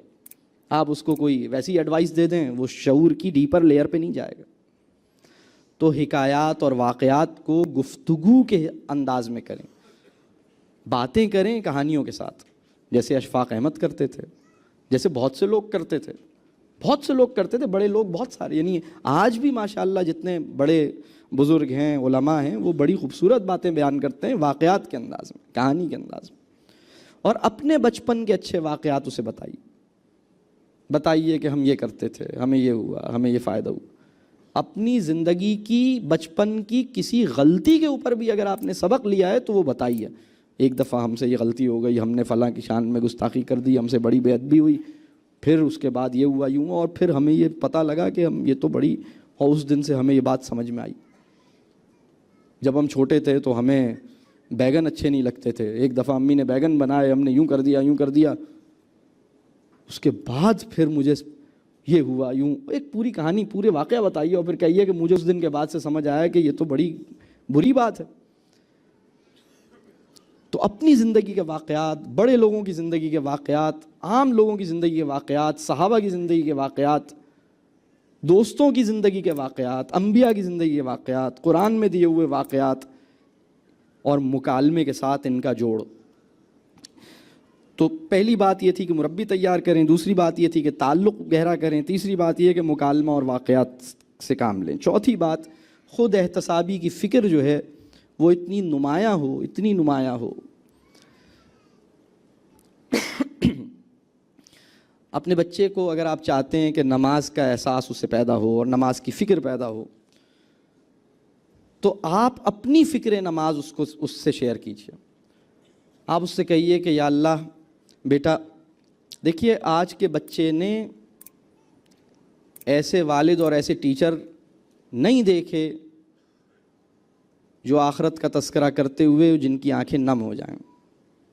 رسول اللہ صلی اللہ علیہ وسلم کے تمام صحابہ نے رسول اللہ صلی اللہ علیہ وسلم کو تقریباً بڑی تعداد میں صحابہ نے رسول اللہ صلی اللہ علیہ وسلم کو آنسوؤں کی حالت میں دیکھا ہے. نماز میں ایسی ذکر آ جائے قرآن کا ایک حصہ تو آنسو نکل آتے تھے، کسی کے لیے دعا کر رہے ہیں تو آنسو نکل آتے تھے، کسی قبر کے پاس سے گزر رہے ہیں تو آنسو نکل آتے تھے. ہمارے دل اتنے سخت ہو گئے کہ ہمارے آنسو نہیں نکل پا رہے. میں آپ کو بتاؤں، وہ بچہ جس نے اللہ کی یاد میں یا اللہ کے خوف سے اپنی ماں یا اپنے باپ یا اپنے ٹیچر کی آنکھوں کو نم دیکھا ہے اور اس کی آواز میں رقت دیکھی ہے، پوری بڑی موٹی تفاسیر سے جو اس کے اوپر اس کے قلب پہ اثر ہوگا، اس سے زیادہ اثر آپ کی آنکھ کی نمی اس کے قلب پہ پیدا کرے گی. آپ کے جذبے اور آپ کی نیت کی صداقت اس کے اوپر پیدا کرے گی. اپنی خود احتسابی کی فکر کیجیے. آپ چاہتے ہیں کہ اس کی نمازیں اچھی ہوں، آپ کہیں کہ یا اللہ میرے بیٹے میرے لیے دعا کرو کہ میں اپنی نمازوں کی حفاظت کر سکوں. بچہ حیران ہو جائے گا کہ میرے ابا تو ہر وقت نماز پڑھتے ہیں، میری امی بھی ساری نمازیں پڑھتی ہیں اور مجھ سے ہی دعا کہہ رہی ہیں کہ یا اللہ بیٹا اللہ سے دعا کرو کہ میری نمازیں اس طرح ہو جائیں جیسی ہونی چاہیے. اب میں آپ سے ایک سوال کرتا ہوں، کیا ہم میں سے کوئی انسان یہ دعویٰ کر سکتا ہے کہ اس کی نمازیں ویسی ہیں جیسی نمازیں کو ہونا چاہیے؟ کیا یہ کوئی دعویٰ کر سکتا ہے؟ کیا ہم میں سے کوئی انسان بھی اس اطمینان کے ساتھ کہہ سکتا ہے کہ صبح جو میں نے فجر پڑھی تھی بالکل ویسے ہی پڑھی تھی جیسے پڑھنے کا حق ہے؟ سچی بات یہ ہے کہ ہماری ہر نماز میں 10 دفعہ ہمیں ادھر ادھر کا خیال آتا ہے. سچی بات یہ ہے کہ ہماری ہر نماز، بعض اوقات ہماری نماز آٹومیٹک آٹو کے موڈ پہ چل رہی ہوتی ہے، خیال آتا ہے یہ تو دوسری، اب تو سلام پھیر دیا میں نے، سلام پھیر دیا. تو نماز کی حفاظت سے کیا مراد ہے؟ نماز کی حفاظت کے دو مطلب ہیں. نماز کی حفاظت کا جو پہلا بیسک مطلب وہ یہ ہے کہ نماز کم از کم ادا ہوتی رہے، نماز چھوٹے نہیں مجھ سے. نماز کی حفاظت کی دوسری بات یہ ہے کہ نماز کے دوران شیطان یا میرے نفس کی غلاظت میری نماز میں، میرے ملاقات کے تجربے میں حائل نہ ہو. نماز میری یکسوئی، نماز میں جو میری یکسوئی ہے اللہ اس کی حفاظت کرے. نماز میں مجھے اللہ نظر آئے. اور نماز کی حفاظت سے مراد دو ہیں. ایک تو یہ کہ نماز چھوٹے نہیں، دوسری یہ کہ جو نماز میں پڑھ رہا ہوں وہ اس پہ میرے ذہن میں غلط خیال نہ آئے، میرا دھیان ادھر ادھر نہ جائے. میری نماز کی حفاظت، یا اللہ جو میں نماز ابھی ادا کی ہے، پڑھنے جا رہا ہوں، اس کی حفاظت فرما. جو ہم جملہ کہتے ہیں اعوذ باللہ من الشیطان الرجیم، جس کا مفہوم ہے یا اللہ مجھے شیطان سے بچا لے. نماز کے اندر بھی آپ کی یہ نیت ہونی چاہیے. آپ اپنے بچے سے یہ ذکر کیجیے، آپ اپنے بچے کے ساتھ بیٹھیے، مکالمہ کیجیے. آپ کہیے بیٹا میرے حق میں دعا کرو کہ میں اپنی نمازوں میں میرا پورا مجھے یکسوئی عطا ہو. میں اکثر نمازوں میں جلدی میں ہوتا ہوں، نمازیں پڑھ تو رہا ہوں لیکن میں پوری توجہ اس پہ نہیں دے پا رہا. مجھے نماز میں میری کیفیت ٹھیک ہو، میرا ذہن ٹھیک ہو. آپ یہ بچے سے ڈسکس کریں. اس کو یہ دیکھیں، کسی فکر میں ڈوبا ہوا انسان اس فکر میں دوسرے کو مبتلا کرتا ہے. میں اکثر ایک مثال دیتا ہوں، آپ کے دوستوں میں کوئی نہ کوئی ضرور ایسا ہوگا جس کو پلاٹ خریدنے کا بڑا شوق ہوگا، یا گاڑیوں کے نئے ماڈل یا گاڑیاں خریدنے کا بڑا شوق ہوگا. کوئی نہ کوئی ایسا آدمی ضرور آپ کے ملنے والوں میں، یا کراکری خریدنے کا شوق ہوگا نئی، یا نئے نئے برانڈز کے جوڑے خریدنے کا شوق ہوگا، اور اس پہ ڈسکشن کا یہ فلاں والا پرنٹ اس سال آیا تھا، اس دفعہ اس سال ویسا پرنٹ نہیں آیا، یہ والا ڈیزائن وہ والا ڈیزائن. بہت بڑی باتیں، بڑے سمجھدار لوگوں کے موضوعات ہیں. بڑی عالی خیال معاشرہ ہے جو ایسی باتوں میں مصروف ہے. آپ یقین مانیے جب آپ کسی ایسے انسان کے ساتھ بیٹھیں گے جس کی پریشانی جو ہے وہ اسی قسم کے برانڈز ہیں، اسی قسم کی گاڑیاں اور پلاٹس ہیں، بحریہ ٹاؤن کے پلاٹ کی قیمتیں ہی جوڑتے رہنا اس کی پریشانی ہے. آپ یقین مانیں اگر آپ نے کبھی کوئی پلاٹ نہیں خریدا تو آپ کے اندر ایک حسرت پیدا ہوگی، ایک پریشان. آپ کو نہیں کہہ رہا وہ کہ تم پلاٹ کیوں نہیں خریدتے، وہ تو اپنا بتا رہا ہے میں نے یہ خریدا تھا اور یہ نہیں خریدا. ارے یار اگر میں فلاں ٹائم پہ خرید لیتا نا، آج اس کی ویلیو 2 کروڑ ہو گئی ہے. اس وقت 20 لاکھ 40 لاکھ کا مل رہا تھا. اگر اس میں 4-6 سال پہلے خرید لیتا تو وہ دیکھو آج اتنا اس وقت بس غلطی ہو گئی نہیں خریدا، یار کیسی غلطی ہو گئی. آپ ایسے آدمی کے ساتھ بیٹھیں، پھر اس کے بعد جب آپ اٹھیں گے تو آپ کے دل کی کیفیت کیا ہوگی؟ آپ کہیں گے یار میں کیسا بیوقوف آدمی ہوں، دنیا میں سمجھدار عقل مند لوگ تو وہی ہیں جو پلاٹ خرید رہے ہیں، میں پیچھے نہ رہ جاؤں. فوراً گھر جا کے آفس جا کے لون اپلائی کر کے کہیں نہ کہیں سے پلاٹ خریدنے کے چکر نکالیں. بالکل اسی طرح آپ کا بچہ جب ایسے انسان سے ملتا ہے جو اپنی نماز کو، اپنے روزے کو، اپنے قرآن کے پڑھنے کو، اپنی زندگی کے معاملات کو، اپنے لوگوں سے تعلق کو ایویلویٹ کرتا ہے، اور وہ یہ کہتا ہے اپنے بچے سے کہ بیٹا میرے حق میں دعا کرو کہ مجھے مزاج میرا خوبصورت ہو جائے، میرے حق میں دعا کرو کہ میرے دل کی کیفیت بدل جائے، بیٹا میرے حق میں دعا کرو کہ میری نیتیں ٹھیک رہیں. میں نے حج تو کر لیا، میں نے عمرے بھی کر لیے، میں نے بہت ساری لوگوں کو مدد بھی کرتا ہوں، لیکن مجھے یہ ڈر ہے کہ میرے دل کے اندر میری نیت نہ بگڑ جائے. اپنی فکر جو ہے، اپنے مکالمے کے خود احتسابی کی فکر اتنی زیادہ ہو، یہ آپ کے بچے کو لگے گی انشاءاللہ. میں آپ کو ایک واقعہ اور شیئر کرتا ہوں. میرے ذہن میں ایک بات، ایک تابعی ہیں، ان کا بیان ہے، صحابہ کا آخری زمانہ انہوں نے دیکھا. ان کا بیان ہے کہ میں نے 70 کے قریب صحابہ سے ملاقات کی جن کا آخری دور تھا، اور انہوں نے کہا کہ جب میں نے ان سے ملاقات کی تو 70 صحابہ کرام سے جو میں نے ملاقات کی ان میں سے کوئی ایک بھی ایسا نہیں تھا جو اپنے آپ کو منافق نہ سمجھتا ہو. اللہ اکبر، یہ کتنی عجیب بات ہے. یعنی اپنے اوپر نفاق کا گمان ہونا سنت صحابہ میں سے ہے. اتنے کرٹیکل تھے اپنے بارے میں تو منافق ہوں، ہم تو ٹھیک نہیں ہیں. بعض صحابہ کرام کی دعائیں ایسی ہیں، آپ ان کی الفاظ سنیں تو حیران رہ جائیں گے. میں آپ کو ایک دعا بتاتا ہوں، غالباً یہ حضرت عمر کی دعا ہے. یا اللہ جیسا میرا ظاہر ہے ویسا ہی میرا باطن کر دے. بعض صحابہ کرام ایسی دعائیں مانگ رہے ہیں کہ یا اللہ لوگ مجھے اس سے بہتر نہ سمجھیں جتنا میں ہوں. یعنی ہمارا تعارف ہم سے بہتر ہے، ہم اپنے تعارف سے بہتر نہیں ہیں. مربی وہ ہے جو اپنے تعارف کو اپنے سے بہتر نہیں ہونے دیتا، وہ اپنے آپ کو اپنے تعارف سے بہتر رکھنے کی فکر کرتا ہے اور یہ فکر آگے منتقل کرتا ہے. اور پانچواں پوائنٹ یہ ہے کہ اگر ہم تربیہ کرنا چاہتے ہیں تو علم کے جو بڑے سورسز ہیں ان سے اپنے آپ کو جوڑیں. علم کا بہت بڑا سرچشمہ کلام الہی ہے. علم کا بہت بڑا سرچشمہ رسول اللہ صلی اللہ علیہ وسلم کی سیرہ پہ غور کرنے کے اور اس کا مطالعہ کر کے پتہ لگتا ہے. بڑے لوگوں کی زندگیاں ڈھونڈنے سے، ان کے بارے میں جاننے سے پتہ لگتا ہے. اچھی کتابوں سے جڑنے سے پتہ لگتا ہے. تو علم نافع کی طلب ہمارے اندر پیدا ہو تو تربیہ اس طرح ممکن ہوگی کہ علم نافع کی طلب ہمارے اندر پیدا ہو. میں 5 باتیں جو میں نے کہیں میں اس کو ایک نٹ شل ویو دے دیتا ہوں. اپنے آپ کو مربی کی سطح پہ بلند کریں، بچوں سے گہرا تعلق بنائیں. گہرا تعلق بنانے کے لیے مزاج موزوں درکار ہے.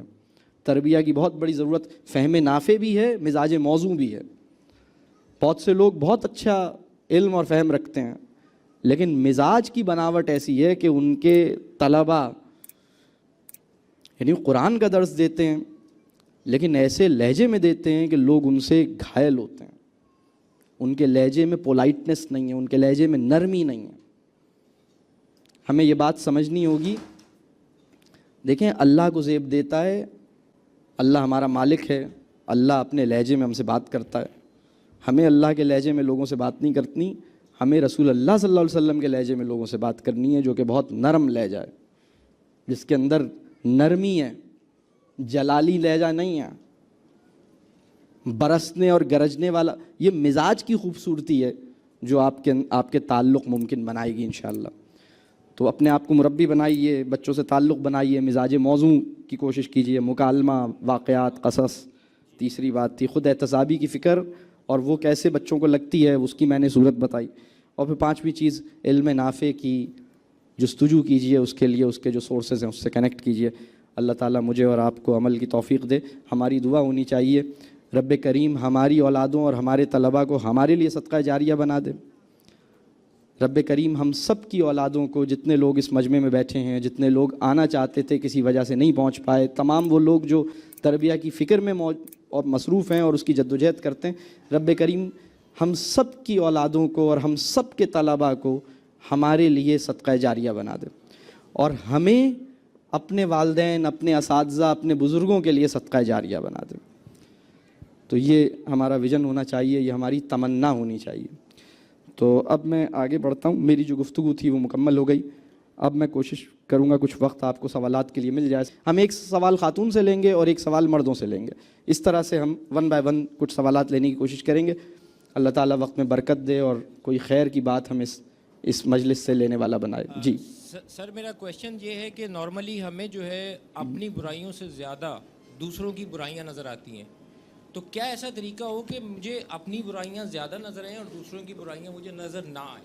سبحان اللہ، سبحان اللہ. اس کے لیے جو بہت اہم بات ہے، موت کی یاد اور قرآن سے تعلق، یہ ہماری شعور کی بناوٹ اگر خراب ہو گئی ہے تو اس کو درست کرنے کا علاج ہے. بعض اوقات یہ ہوتا ہے کہ ہمیں اتنی فکر ہوتی ہے سب کی.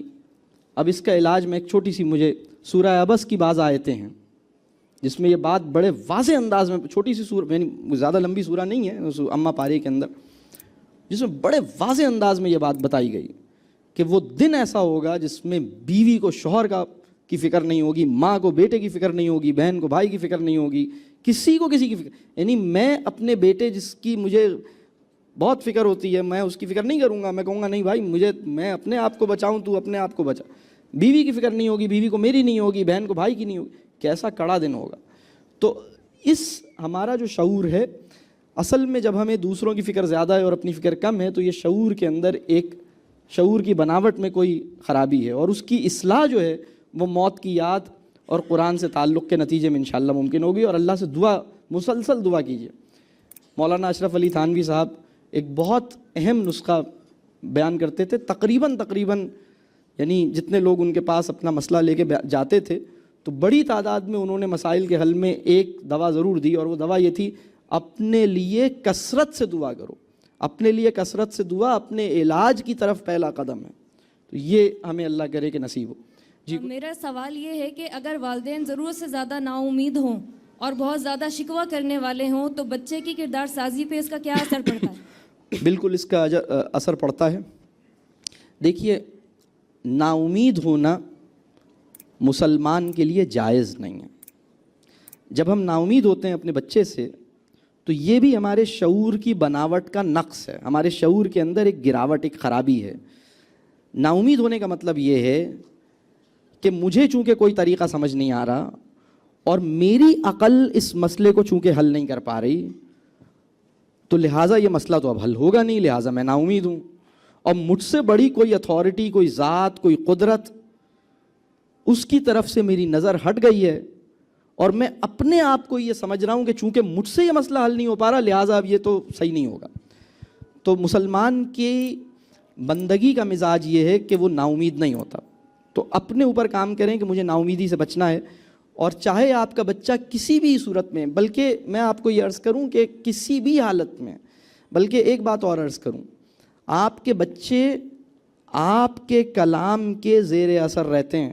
اس بچے کو جس کی ماں نے اپنے جملوں سے اپنے بچے کی تربیہ اور اپنے بچے کی زندگی پہ تالے ڈال دیے ہیں, وہ باپ اور وہ ماں جس نے اپنی نا امیدی کے کلام سے اپنے بچے کے اوپر تالے ڈال دیے ہیں, اس کو دنیا کی کوئی طاقت نہیں کھول سکتی. بلکہ اللہ کی سنت بھی یہ ہے کہ جب تک ماں اور باپ اپنی زبان سے اپنے بچے کے لیے کلمہ خیر نہیں نکالیں گے, اللہ کی سنت یہ ہے کہ وہ بھی اس بندے کے لیے خیر کو ممکن نہیں بناتا. یہ اللہ کی سنت ہے. وہ بچہ جس کی ماں اور جس کے باپ نے اپنے بچے کی کہہ لیجئے حسنہ, دنیا اور آخرت کی حسنہ پر, اللہ نے ماں اور باپ کو یہ اختیار دیا کہ اپنی زبان سے اپنے بچے کی حسنہ پہ تالے ڈال دو. اور ہمارے معاشرے کے اندر بہت سی مائیں, بہت سے باپ اپنے بچے کی حسنہ کے راستے کی رکاوٹ اپنے جملوں سے پیدا کی ہے, دیواریں کھڑی کر دی ہیں. اللہ سے معافی مانگیں اور اپنے بچے کے لیے دعا دیں. آپ کے بچے کو ہر صورت میں اپنے لیے دعائیہ کلمہ اپنے لیے سننا چاہیے آپ کی زبان سے. آپ اپنے بچے کو جو سب سے قیمتی چیز دے سکتے ہیں وہ موبائل فون نہیں ہے, وہ کپڑے نہیں ہیں, وہ اسکول کا ایڈمیشن نہیں ہے, وہ ہارورڈ یونیورسٹی اور کینیڈا کا داخلہ نہیں, وہ ایک خوبصورت دعا ہے جو آپ اپنے بچے کو دیتے ہیں یقین اور امید کے ساتھ. آپ کا بچہ نماز نہیں پڑھتا, روزہ نہیں رکھتا, لیکن آپ اپنے بچے کے لیے دعا کرتے ہیں, یا اللہ میرے بچے کو دین کا خادم بنا, دین کا عالم بنا, دین کا مجاہد بنا. یا اللہ میرے بچے کو اپنے نفس پہ قابو عطا فرما. یا اللہ میرے بچے کو اپنا قرب عطا کر دیجئے. حالانکہ بچہ اپنی خراب چیزوں میں چل رہا ہے, لیکن آپ کہاں اس کا عمل, کہاں آپ کی دعا, کہاں اس کا عمل, کہاں آپ کی دعا. آپ اپنی دعا دیتے جائیے. آپ کی دعا, آپ سے تو آپ کا تو امتحان ہی ہے کہ آپ ہر حالت میں یہ دعا دیتے ہیں کہ نہیں دیتے. جی اور کوئی سوال؟ جی میرا یہ سوال ہے کہ آج کل ہمارے معاشرے میں خاص طور پر ماڈرن فیملیز میں اگر 1 یا 2 سال کا بچہ کھانا نہیں کھاتا یا اس قسم کی کچھ پورے دن اپنی سرگرمیاں میں مصروف ہوتا ہے, تو اس کو الگ کرنے کے لیے ہمارے یہاں بیبی رائمس کا ایک رواج بہت پروان چڑھ رہا ہے کہ آپ کو ٹی وی پہ کوئی بیبی رائمس لگا کر دے دو, پورے دن بچہ بس اسی میں مشغول رہے. اور پھر جب وہ وقت آتا ہے, جب تربیت کا وقت آتا ہے 3 یا 4 سال کا, جب بچہ کچھ ذہن سمجھنے کی صلاحیت ہوتی ہے, تب وہ اس کے اندر اتنی پروان چڑھ چکا ہوتا ہے کہ وہ اس چیز کو ایکسیپٹ ہی نہیں کرتا کہ کون سی اچھی چیز ہے, بس مجھے پورے دن بیبی رائمس لگا کر دے دو, میں اس میں مصروف رہوں. یہ بہت اہم بات ہے جو انہوں نے کہی, اور یہ بہت عام رجحان ہو گیا ہے کہ ہم بیبی رائمس لگاتے ہیں, ٹی وی لگاتے ہیں, بیبی ٹی وی لگاتے ہیں اور بچے کو کچھ نہ کچھ کھلانا شروع کر دیتے ہیں. کیونکہ جب وہ ٹی وی لگا ہوتا ہے تو وہ بے خیالی میں کھاتا ہے. اس کو ہم کہتے ہیں مائنڈ لیس ایٹنگ, جو بے خیالی میں آپ کھاتے ہیں, بچے کو پتہ نہیں ہے اور بے خیالی میں اس کو جو چاہیں آپ نے کھلا دیا, وہ ٹی وی کے اندر لگا ہوا ہے یا موبائل میں لگا ہوا ہے, گیم دیکھ رہا ہے, یا وہ کوئی رائم سن رہا ہے یا کوئی کارٹون دیکھ رہا ہے. ایسا نہیں کیجیے, ایسا نہیں کیجیے, یہ بہت خطرناک بات ہے, اس سے بچیے. اور دوسری بات, اگر آپ کا بچہ کھانا نہیں کھا رہا تو اس میں کیا کرنا چاہیے, اس میں آپ کو سب سے مؤثر طریقہ آپ کو بتا رہا ہوں. 2 کام کیجیے. آپ کی زبان سے آپ کا بچہ یہ نہ سنے کہ تم تو کھاتے ہی نہیں ہو. میں آپ کو بتاؤں, آپ کے کلام میں جادوئی اثر ہے. وہ بچہ جس نے اپنی ماں, اور میرے پاس بہت سے لوگ آتے ہیں وہ کہتے ہیں میرا بچہ کھانا نہیں کھاتا, تو میں ان سے پوچھتا ہوں کہ آپ کی زبان سے اس نے یہ سنا ہے کہ تم تو کھاتے ہی نہیں ہو؟ انہوں نے کہا یہ تو روزانہ سنتا ہے. اور میں یہ عرض کرتا ہوں جتنی دفعہ اس نے یہ جملہ سنا ہے اتنی دفعہ اس کے لیے نہ کھانا آسان ہو گیا. آپ جو جملہ آپ اپنے بچے کو سناتے ہیں اس کی نفسیات پر اس کا سب سے گہرا اثر ہوتا ہے. آپ یہ جملہ نہیں بولیں, وہ نہیں کھا رہا, آپ کہیے ٹھیک ہے آپ نے نہیں کھانا, کوئی بات نہیں. ایک کام یہ کیجئے کہ آپ یہ جملہ نہیں بولیے کہ تم نہیں کھاتے, تم نہیں کھاتے, تم نہیں کھاتے, یہ جملہ آپ نہیں بولیے. بلکہ اگر آپ کا بچہ آپ کی بات نہیں سنتا تو یہ جملہ نہیں بولیے تم تو سنتے ہی نہیں, تم تو سنتے ہی نہیں, تم تو مانتے ہی نہیں, تم تو مانتے ہی نہیں. جتنی دفعہ یہ جملہ سنے گا تم نہیں مانتے, اتنا ہی نہ ماننے کا رجحان اس کے اندر پیدا ہوگا. یہ نفسیاتی مسئلہ ہے, اس کو سمجھنے کی ضرورت ہے. دوسرا کام آپ یہ کیجئے, اگر وہ کھانا نہیں کھا رہا تو اس کا سب سے آسان طریقہ یہ ہے کہ کھانا مت دیجئے. اسے کہیے کوئی بات نہیں, سبحان اللہ, پانی پی لو, کوئی بات نہیں. اس کا علاج یہ نہیں ہے کہ تم کھانا نہیں کھا رہے تو چلو فرینچ فرائز منگوا لیتا ہوں, تم کھانا نہیں کھا رہے تو نوڈل بنا دیتا ہوں. یہ نوڈل اور فرینچ فرائز کے چکر سے بچیے, بلکہ آپ اسے کہیے سبحان اللہ, یہ تو میرا بچہ 4 سال کی عمر میں اولیاء کی سنت پہ عمل کر رہا ہے. میرے ایک بزرگ ہیں وہ فرماتے ہیں کہ کوئی ولی نہیں بنا جب تک اس نے فاقے کا تجربہ نہیں کیا. تو یہ تو اولیاء کی سنت, آپ کا بچہ مطلب کوئی بہت بڑا کام کرنے کی اس کو تیاری ہو رہی ہے. ٹالرنس فار ہنگر بڑے آدمی کی نشانی ہے. کسی بھی معاشرے کا, چاہے مسلم معاشرہ ہو چاہے کافروں کا معاشرہ ہو, بڑا آدمی کسی بھی معاشرے کا وہ ہوتا ہے جس کے اندر ٹالرنس فار ہنگر اور ٹالرنس فار پین موجود ہوتا ہے. ہمارا پرابلم یہ ہے کہ ابھی درد, سر میں درد کا خطرہ دیکھتے ہوئے پیناڈول پھانک لی, اور بھوک لگنے کا امکان دیکھتے ہوئے ہلکی پھلکی بھوک میں ہلکا پھلکا ٹک پھانکنا شروع کر دیا. یہ ہمارے پرابلمز ہیں, ہماری عقل کا مسئلہ ہے. جناب ہلکی پھلکی بھوک میں تو آپ کو رہنے کا حکم ہے, اگر وہ نہیں کھا رہا اس سے کوئی فرق نہیں پڑتا. میں آپ کو بتاؤں نہ کھانے سے اس کی صحت خراب نہیں ہوگی, بلکہ جب آپ کے گھر میں جو بنا تھا اس نے نہیں کھایا, آپ نے کہا ٹھیک ہے سبحان اللہ پانی پیو, کوئی بات نہیں, کوئی بات نہیں. رات میں دوبارہ وہی کھانا پیش کیجیے, وہ کہہ رہا ہے نہیں یہ دوبارہ, یہ تو بھنڈی بنی ہے, بھنڈی تو نہیں کھاؤں گا. آپ نے کہا سبحان اللہ کوئی بات نہیں, پانی پلائیں, سلا دیں. صبح اٹھ کے پھر دوبارہ بھنڈی دیجیے اسے, اور بھنڈی ماسی کو مت دیجیے, اب یہ بیٹے کو ہی دیں گے. سچی بات یہ ہے وہ بچہ جو کھانے کو ریفیوز کر رہا ہے, یہ بات ہمارے وطن کے ایک بہت بڑے پیٹس کے ڈاکٹر ہیں, انہوں نے یہ بات بیان کی. انہوں نے کہا کہ وہ بچہ جو کھانے کو ریجیکٹ کرتا ہے یہ اس بات کا انڈیکیٹر ہے کہ اسے سچی بھوک ابھی نہیں لگی ہے. وہ یہ کہتے ہیں کہ بھوک ایسی ظالم چیز ہے کہ کچھ بھی کھانے کی چیز اگر آپ ریجیکٹ کر رہے ہیں تو اس کا مطلب ہے سچی بھوک نہیں لگی ہے. اگر آپ کھانے میں چوز کر رہے ہیں یہ نہیں, یہ تو میں نہیں کھا رہا, نہیں ابھی تو میں نہیں, یہ پکا ہے چلو میں نہیں کھا رہا, یہ آپ نے کیا بنا لیا, اچھا یہ دال بنی ہے میں نہیں کھا رہا, تو جب آپ کے ساتھ بھی جب یہ ہوتا ہے تو اس کا مطلب ہے اس وقت آپ کو سچی بھوک نہیں لگی ہے. آپ کا علاج یہ ہے کہ آپ کو صرف پانی پلایا جائے اور آپ کو باز رکھا جائے باہر برگر کھانے سے یا جوس پینے سے یا کسی اور چکر سے, اور آپ کو اگلے دن وہی چیز, جب آپ کو سچی بھوک لگے گی کسی بھی انسان کو, پتے کھا لے گا وہ تو کریلا ایسے ہی کھا لے گا, اس کا کوئی مسئلہ ہی نہیں, یہ اسے کرنے دیں. اصل میں یہ بات صحت سے زیادہ مزاج, جب یہ کھانے کو ریجیکٹ کرتا ہے یہ صحت کا مسئلہ بعد میں, مزاج کا مسئلہ پہلے ہے. آپ نے کہا کہ اپنی اولاد کے فیوریٹ بننے اور اس سے تربیت آسان ہوگی, تو اپنی اولاد کا فیوریٹ بننا کیسے ممکن ہے جب کہ والدین کی ترجیحات مختلف ہوں؟ تو ایسے میں ماں یا باپ اگر کوئی ایک زیادہ ڈھیل دیتا ہے, زیادہ چھوٹ دیتا ہے, زیادہ فاسٹ فوڈ کا شوقین ہے, اور دوسرا اس کے اوپر کہتا ہے کہ نہیں ابھی نہیں, تو جو انسان پابندی لگائے گا یا صحیح بات بتائے گا لا محالہ بچہ اس کو اپنا دشمن سمجھنے لگتا ہے. ایسا دیکھا گیا ہے خاص کر کے جوائنٹ فیملی سسٹم میں, یہ سمجھ چیز گیا. بہت ریلیونٹ ہے. آپ کا سوال یہ ہے کہ بچے کا پسندیدہ انسان کیسے بنے. اچھا اب اس میں 2 باتیں میں عرض کروں گا. پسندیدہ انسان بننے کے لیے 2 غلطیاں ہم کرتے ہیں پسندیدہ انسان بننے کے لیے. پہلے تو ان غلطیوں کو چھوڑیں. پہلی غلطی یہ کرتے ہیں کہ بہت سے پیرنٹس یہ سمجھتے ہیں کہ ان کی ہر بات مانوں گا تو ان کا پسندیدہ ہوں گا. ان کی ہر بات ماننی ضروری نہیں ہے, ان کی صحیح بات مانیے, ان کی غلط بات کو بہت پیار سے اور عزت کے ساتھ بتائیے کہ نہیں بیٹا یہ میں نہیں کر سکتا, یہ چیز میں نہیں کروں گا. دوسرا کام یہ ہے, بچوں کا پسندیدہ انسان ان کو چیزیں دلا کے نہیں ہوگا. خرچہ کر کے آپ بچے کا پسندیدہ انسان نہیں بنیے, بلکہ خرچہ کیے بغیر بنیے. آپ چیزیں دے دے کے ان کے پسندیدہ انسان نہیں بنیے, بلکہ آپ پسندیدہ انسان بننے کے لیے 2-3 کام کریں. پہلا کام یہ کیجئے کہ ان کی عزت کیجئے. آپ اپنے بچے کو جتنا بڑا انسان بنانا چاہتے ہیں, اتنے بڑے انسان کو دنیا جو عزت دیتی ہے, آپ اپنے بچے کو وہ عزت ابھی سے دینا شروع کیجئے. آپ کا بچہ انشاءاللہ تعالی کوئی بڑا کام کرے گا. آپ کا تعلق اس کے ساتھ اس وقت بنے گا جب آپ اس کی عزت کریں گے. آپ اپنے بچے کو وہ عزت دیجئے جیسے کسی بھی بڑے آدمی کو دی جاتی ہے. اس وقت پرابلم یہ ہے کہ والدین اپنے بچے کی باتیں مانتے ہیں, عزت نہیں کرتے. اس کے نتیجے میں بچہ آپ کے اوپر حکم چلاتا ہے, آپ سے بدتمیزی کرتا ہے, لیکن آپ کے ساتھ تعلق میں نہیں آتا. میں الٹی بات کہہ رہا ہوں, میں کہہ رہا ہوں اس کی ہر بات ماننی ضروری نہیں ہے, اس کے لاڈ اٹھانے ضروری نہیں ہے, اس کو چیزیں دلانی ضروری نہیں ہے. ضروری چیزیں دلائیے, ہر چیز جس کی فرمائش ہے وہ دلانی ضروری نہیں ہے. اور اس کی عزت کیجیے, اس کی رسپیکٹ کیجیے. دوسرا کام, اس کو سنیے. جب آپ اس کو ٹائم دیں تو اس کو سنیں. اور تیسرا کام یہ ہے کہ اس کو سمجھنے کی کوشش اس کو سمجھانے سے زیادہ کیجیے. چوتھی بات یہ ہے, جب ہمارے 3-4 بچے ہوتے ہیں نا, ہم کسی کے سامنے بھی کسی کو ٹوک دیتے ہیں, کسی کے سامنے بھی کسی کو کہہ دیتے ہیں, حتیٰ کہ بیوی کو بچوں کے سامنے ڈانٹ دیتے ہیں.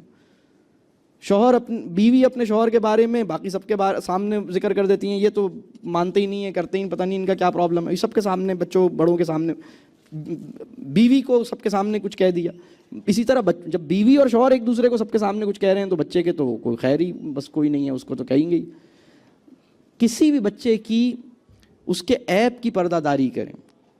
اس کو کوئی بات سمجھانی ہے, اکیلے میں سمجھائیں. آپ اس کو کہیں بیٹا ادھر آئیے, اکیلے میں بات بتائیے, اور اس سے کہیے بیٹا میں نے یہ اوروں کے سامنے, آپ کے بہن بھائی کے سامنے اور کسی اور کے سامنے اس لیے نہیں کیا کہ آپ کو فیل ہوتا, میں نے آپ کو علیحدہ سے بات. جب آپ یہ کام کریں گے آپ کا اسپیشل ریپو بنے گا, آپ کا تعلق بنے گا انشاءاللہ تعالی. اور کوئی سوال ادھر؟ انفرادی اور فیملی میں بچوں کی تربیت پہ تو بات ہوئی. میں یہ پوچھنا چاہتا ہوں کہ 9ویں 10ویں کے طلباء وہ بالغ ہو چکے ہوتے ہیں اور ان کے اندر بہت زیادہ تبدیلیاں آ رہی ہوتی ہیں, اور اس وقت ان کو ڈانٹنا اور کسی بات پہ آمادہ کرنا کافی مشکل کام ہوتا ہے. اس کے لیے کچھ اسٹیپس بتائیے اسکول کے لیول پہ, پرنسپلز اور ٹیچرز کے لیے. بہت خوب, سبحان اللہ. اصل میں بعض اوقات ہم غلطی یہ کرتے ہیں کہ وہ بچے جو بالغ ہوئے ہیں انہیں کنٹرول کرنے کی کوشش کرتے ہیں. ہماری کوشش یہ ہونی چاہیے کہ ان کو سیلف کنٹرول سکھائیں. ان کو کنٹرول کرنے کی کوشش نہیں کریں, بلکہ ان کے ساتھ یہ ڈسکس کریں کہ میرا نفس میرے قابو میں کیسے آتا ہے. میں آپ سے یہ بات عرض کروں کہ ہمارے نصاب میں ایک چیز جو بالکل شامل نہیں ہے اور ہمارے موضوعات میں بھی شامل نہیں ہے, وہ ہے نفس. نفس پر سیر حاصل گفتگو کیے بغیر نفس کی ترغیبات کیا ہیں, نفس کے داعیات کیا ہیں, نفس کے بگاڑ کی شکل کیا ہے, نفس کی اصلاح کی شکل کیا ہے, نفس کہتے کسے ہیں, نفس اور فطرت کا تعلق کیا ہے, نفس گناہ پہ کیسے آمادہ ہوتا ہے, نفس نیکی کر کے کیسے مطمئن ہوتا ہے, نفس میں سکینہ کیسے حاصل ہوتی ہے, نفس امارہ کسے کہتے ہیں, نفس لوامہ کسے کہتے ہیں, نفس مطمئنہ کسے کہتے ہیں. اس پہ تفصیلی بحث کیے بغیر آپ کسی بالغ ہوئے بچے کو اپنے نفس کا کنٹرول نہیں سکھا سکتے.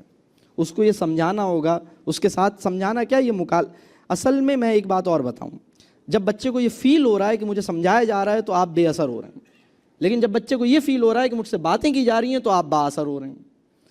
تو سمجھانے والے موڈ سے, ٹیلنگ موڈ سے نکل کے ٹاکنگ موڈ میں جائیے.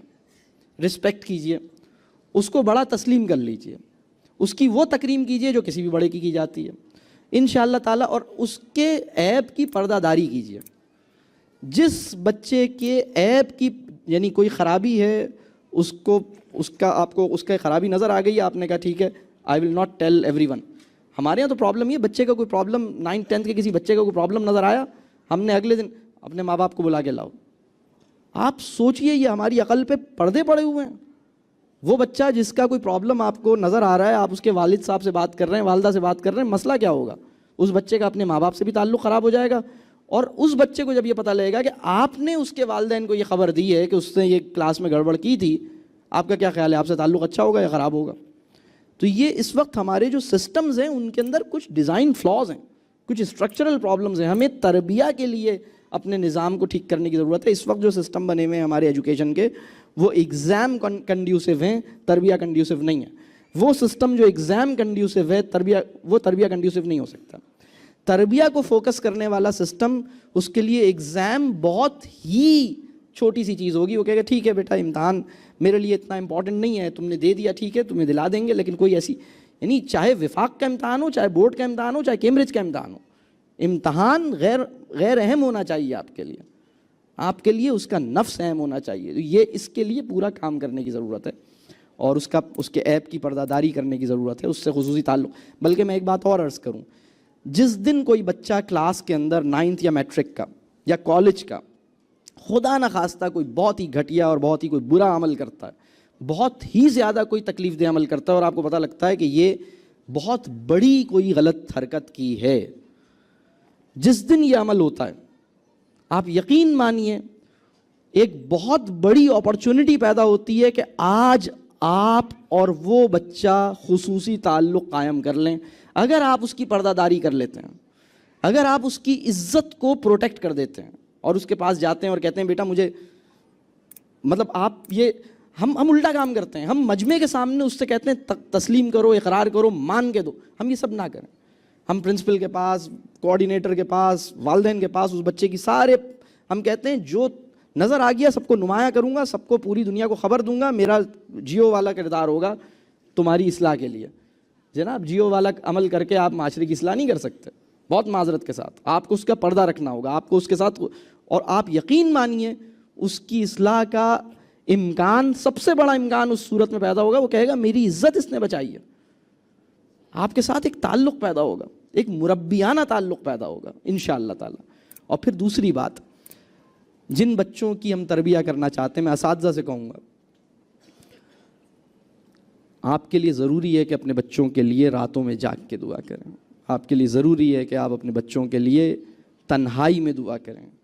اگر آپ اپنے بچوں کے لیے محنت تو کرتے ہیں اور دعا نہیں کرتے تو آپ زیادتی کرتے ہیں.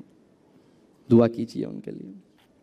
بلکہ میں آپ کو بتاؤں, جب آپ کے بچے میں بہتری آئے تو آپ یہ نہ سمجھیے میری محنتوں سے آئی ہے, آپ کہیے میں نے تو ویسی تھوڑی بہت محنت کی تھی, یہ تو دعا کی وجہ سے آئی ہے, یہ تو اللہ نے توفیق دی اس لیے آئی ہے, میں کیا چیز ہوں. ہم الٹا کرتے ہیں, ہم کہتے ہیں دیکھو اس بچے میں کیسا چینج آیا, میں نے کیا تھا نا, میں نے ایسے میں یہ ہمارا مسئلہ ہے. اللہ ہمیں معاف کرے. یس, میرا خیال ہے ہم آخری سوال لیتے ہیں, اب اس کے بعد اس کو ہم کنکلوڈ کریں گے انشاءاللہ. جی فرمائیے. جی میرا سوال یہ ہے کہ بچوں کی تربیت کے دوران چونکہ ہم خود بھی سیکھ رہے ہوتے ہیں, تو اگر کوئی ایسا جملہ یا کوئی ایسا عمل ہم سے سردرد ہو جائے جس سے بچے کے ذہن پر برا اثر پڑ جائے تو اس کا ازالہ کیسے ہو؟ سبحان اللہ, سبحان اللہ, سبحان اللہ. بہت اہم سوال ہے آپ کا کہ, اور یہ بہت اہم مبارک احساس ہے. یا اللہ اس احساس میں مجھے اور آپ کو اور ہم سب کو مبتلا رکھے کہ ہم اپنے کام میں جو بھی کام کر رہے ہیں اس کے اندر ہمیں یہ احساس ہو کہ اگر ہم سے غلطی ہو گئی تو ہم اس کا ازالہ کیسے کریں. اصل میں یہی وہ بنیاد ہے جس کی بنیاد پر آپ سے استغفار آپ کی زبان کا حال ہونا چاہیے. یہ جو آپ سوچئے ہم نماز پڑھتے ہیں, نماز پڑھنے کے بعد جو سب سے مستحب اور سمجھ لیجیے بڑی اہم تسبیح آپ کو سلام پھیرتے ہی کیا کہتے ہیں آپ, مطلب جو جس کا بڑا مرتبہ ہے کہ آپ یہ کلمہ ادا کیجئے, استغفر اللہ, اللہ اکبر, استغفر اللہ, استغفر اللہ, استغفر. آپ یہ کہتے ہیں, کیوں کہتے ہیں آپ نے کوئی گناہ کیا ہے, آپ نے کوئی غلط کام کیا ہے, آپ تو نماز پڑھ رہے تھے, اس سے اچھا کام تو پورے دن میں آپ کرتے ہی نہیں, سب سے اچھا کام تو یہی کر رہے تھے آپ, اور نماز پڑھتے ہی آپ استغفر اللہ, استغفر اللہ کر رہے ہیں. اس کے پیچھے جو اسپرٹ ہے وہ یہ ہے کہ یا اللہ سچ تو یہ ہے اور حق تو یہ ہے کہ جس طرح سے مجھے نماز پڑھنی چاہیے تھی, جس طرح سے میں اپنے قلب اور اپنے ذہن کو آپ کے حضور میں پیش کرتا, سچی بات یہ ہے کہ نہیں کر سکا, مجھے اس پہ معاف کر دیجئے. اسی طرح بچوں کی تربیت کے اندر بھی اپنے لیے مستقل دعا کیجئے, اللہ سے دعا کیجئے, استغفار کی تسبیح کیجئے. اور اگر کوئی عمل آپ کی نظر میں ہے کہ میں نے اپنے بچے سے یہ غلطی یا کوئی غلط بات کی ہے تو اس کے ساتھ واضح طور پہ بات کیجئے. ہمیں اپنی زندگی میں کم از کم ایک دفعہ اپنے بچوں سے, بلکہ ایک دفعہ سے زیادہ کہنا چاہیے کہ میرے بچوں, اگر تمہاری تعلیم و تربیہ میں مجھ سے کوئی کسر رہ گئی ہے یا کمی بلکہ رہ گئی ہے, سچی بات یہ ہے کہ بہت سی میری غلطیاں اور کمزوریاں رہی ہوں گی, میرے بچوں اللہ سے دعا کرو کہ اللہ مجھے معاف کر دے. اللہ سے دعا کرو کہ تعلیم و تربیہ کے عمل میں, تمہاری تعلیم و تربیہ کے عمل میں تم بڑی ہو گئی ہو, تمہاری شادی ہو گئی ہے, تم بڑے ہو گئے ہو, مجھ سے جو تمہاری تعلیم و تربیہ کے عمل میں بہت سی غلطیاں ہوئیں، میں نادان تھا، مجھے چیزیں واضح نہیں تھیں، تم اللہ سے دعا کرو میرے بیٹے، مجھے خوف لاحق ہے کہ جب مجھ سے میرے معاملات کا حساب لیا جائے گا، اللہ سے دعا کرو کہ اللہ مجھے معاف کر دے، میرے بیٹے میرے بچوں مجھے معاف کر دیں۔ جب آپ یہ بات کہیں گے تو آپ کے بچے کو معافی مانگنا آئے گی۔ اس کے لیے بھی معافی مانگنا اس لیے مشکل ہے کیونکہ کسی نے اس سے معافی مانگی نہیں ہے۔ معافی مانگنے کا عمل بھی آپ اسی طرح سکھائیں گے اس کو۔ معافی مانگنے کا عمل اس طرح نہیں سکھائیں گے، ان کو سوری کہو، جاؤ ان سے معافی مانگو، چلو معافی مانگو۔ اس طرح آپ اپنے بچے کو معافی مانگنے کا سلیقہ نہیں سکھا سکتے۔ معافی مانگنے کا سلیقہ اسی طرح سکھا سکتے ہیں کہ اس کا تجربہ بنے۔ بات واضح ہو رہی ہے؟ تو اگر کوئی بات آپ کے ذہن میں، آپ اپنے بچے سے کلیئر کیجئے، بیٹھیے، اس سے کہیے بیٹا مجھ سے غلطی ہوئی، میں نے آپ کو اس طرح کہہ دیا، مجھے ایسے نہیں کہنا چاہیے تھا، اس میں باقی یہ دعا بھی کیجئے، استغفار بھی کیجئے۔ یہ جو احساس ہے کہ میں اس کام کا حق ادا نہیں کر پا رہا، اور یہ جو جذبہ ہے کہ کاش میں اس کام کو اپنی بہترین انداز سے انجام دوں، یہ دونوں کیفیات مومن کی شان ہیں۔ دونوں کیفیات ہمارے دل کے اندر ہونی چاہیے۔ کمانا سیکھنے کے لیے ہم نے 10-12 سال محنت کی ہے، باس کی خوشنودی حاصل کرنے کے لیے ہم نے 5 سال کا MBA کیا ہے۔ اگر کوئی ڈینٹسٹ ہے تو اس نے دوسروں کے دانت صاف کرنے کے لیے 2 سال 4 سال لگائے ہیں۔ قلب کا تزکیہ کرنے کے لیے اس کو 10 منٹ میں بھی نہیں لگائے اس نے۔ ہم سب پہ لازم ہے، تعلیم و تربیہ کا علم حاصل کرنا ہر مسلمان پہ فرض ہے، اس لیے کہ اس کی یہ ذمہ داری ہے کہ وہ خیر کی بات آگے پہنچائے، اپنی اولادوں کی بہترین تربیہ کرے۔ تو اس کے لیے ڈھونڈیے، اس کے لیے انشاءاللہ اللہ نے چاہا تو۔ باقی آپ کے بہت سارے دیکھیں، اگر آپ کے سوالات موجود ہیں تو یہ خوش آئند بات ہے، یہ اچھی بات ہے کہ اللہ آپ کے ذہن میں سوالات ایگزسٹ کرتے ہیں، تربیہ کے حوالے سے آپ کی فکر ایگزسٹ کرتی ہے۔ اللہ سے دعا کیجئے کہ اللہ آپ کو علم نافع عطا کرے اور آپ کے سوالات کے صحیح جوابات تک آپ کو پہنچائے۔ انشاءاللہ تعالی اللہ اس بات پہ قادر ہے کہ آپ کے اندر فہم پیدا کرے، آپ کو کلیئرٹی عطا کرے۔ تو آپ سے دعاؤں کی درخواست ہے، وقت چونکہ کافی ہو گیا ہے تو میں اس کو کنکلوڈ کرتا ہوں۔ آپ سے دعاؤں کی درخواست ہے، ہمیں دعاؤں کی بہت ضرورت ہے۔ دعا فرمائیے کہ جہاں کہیں بھی تعلیم و تربیہ کی محنت ہو رہی ہے، اللہ تعالیٰ اس کو اخلاص کے ساتھ جاری رکھے، اور اللہ تعالیٰ ہماری نااہلی کو نظر انداز کرے، اور اگر ہمارے اندر کوئی اخلاص کا ذرہ موجود ہے تو رب کریم اس کی وجہ سے ہمارے عمل کو قبول کرے۔ آپ سے دعاؤں کی درخواست ہے۔ السلام علیکم ورحمۃ اللہ وبرکاتہ۔